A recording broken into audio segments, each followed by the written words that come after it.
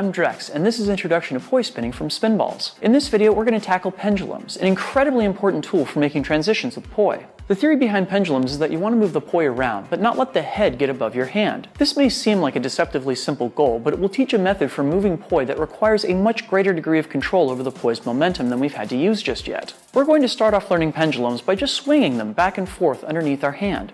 It shouldn't take much movement to keep this going. In fact, you'll almost certainly have to dial back the amount of effort you put into the poi in order to keep the head from going above your hand. This in and of itself is considered a pendulum, but we're going to learn more ways to explore the same idea in other locations. For example, try swinging your arm gently back and forth in a long arc, passing from one side of your body, down near the floor, and out to the other side of your body. Now try lifting your hand up above your shoulders, while keeping the poi underneath it. This may take a few attempts because for the first time, you're trying actively not to make the poi head turn. Try sweeping the poi down in a large, wide arc as your hand sweeps from left to right, and then bringing your hand up and over your shoulders when going from right to left. The poi should hang beneath your hand at all times, resulting in a pattern that looks something like the capital letter D turned over onto its side. If this looks to you somewhat like the extensions we've covered in another video, that's because it is quite similar. Because we sometimes have a hard time deciding whether this move should be considered a pendulum or an extension, we sometimes jokingly refer to it as an extendulum. Now that we know a few ways that we can perform pendulums, we're going to learn a trick that makes use of them called a 1.5 beat weave, or just 1.5 for short.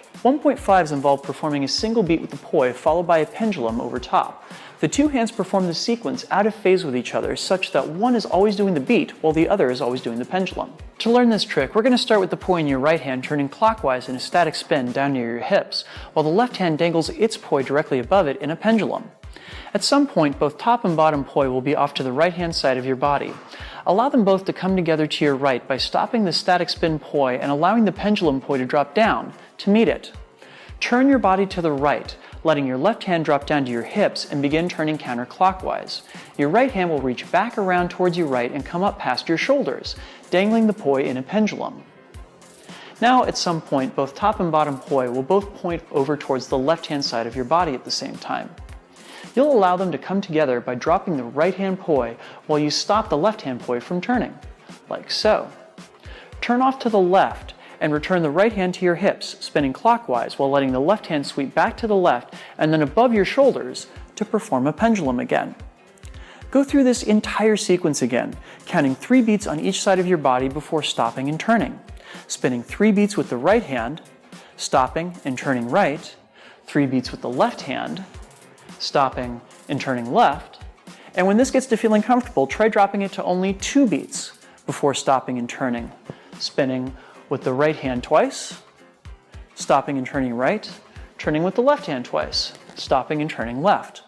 Finally, take it down to only a single beat on each side of the body, and you'll wind up with a move that superficially looks a bit like a 3-beat weave, but involves a moment on each side where the poi heads almost seem to kiss each other as they swing out when you turn your body.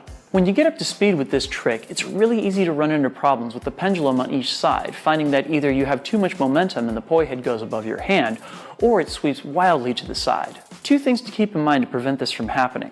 The first is to keep this move slow. It's going to feel really strange at first, but this move benefits greatly from a slow and steady hand. The second is to remember to bring the pendulum hand up as high as it goes to a given side of the body. You want to see that poi head dangle past your eyeballs. If you can make this visual check on each side, it'll make those pendulums much easier to attain. Just like with 3-beat weaves, 1.5 beat weaves have forward as well as reverse variations. You can also waist strap with them, or perform with them behind the back. Basically, anything you could do with a normal 3-beat weave. Pendulums are also a fantastic tool for creating transitions between moves.